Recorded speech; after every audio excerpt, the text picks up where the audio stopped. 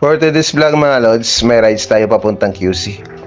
Ayusin lang natin yung unit ng ating client kasi nag-ano na daw, papatay-patay at mahina na yung takbo. So, binabaybay ko ngayon ang kahabaan ng Osmeña Highway papuntang Nagdaan mga lods. So, yan lang po kayo. Antabayan na ng ating maging rides and ang ating palang client ay nasa Grass Residence sa may likod ng SM North sa may QC.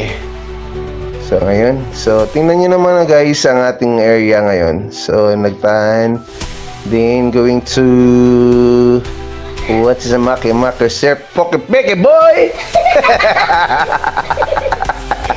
So ayan. So going to tayo na Espanya mga lods. So diyan naman talaga ang nating daan sa Espanya. So sana at hindi ulan kasi nakikita nyo naman makulimlim ang kapaligiran mga lods. And hopefully sa pagbalik nito ay maabutan na tayo ng ulan mga lods. So ito na mga lods, ito yung Grass Residence dito sa may QC. So nakita nyo naman mga lods kung ano kataas yan.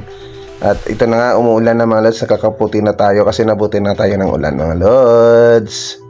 So yun na nga guys, nabutan na tayo ng ulan. So nakita nyo naman nagkaputi tayo mga lods.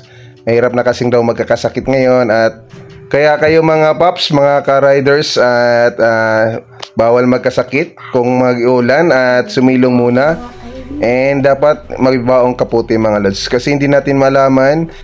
So hindi natin malaman ang panahon talaga ngayon mga lods. Minsan mainit din sa bandang ibang lugar ay umuulan. So yun nga sinasabi natin ay bawal magkasakit.